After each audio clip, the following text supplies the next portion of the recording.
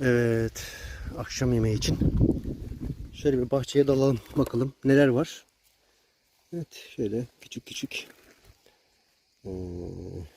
biberler var. Bu ikisinin arasına sıkışmış.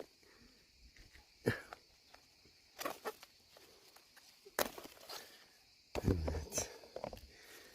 Bugün odun ateşinde biber dolması yapacağım. Biber dolmasını da ilk defa yapacağım. Hele de odun ateşinde tabii ki ilk defa olacak. Bakalım nasıl bir şey olacak. Bakalım nasıl bir şey olacak. Şöyle taze taze top koparalım. Vallahi internetten baktığım kadarıyla yapacağım işte. Kaç tane olsa acaba? Şöyle alalım.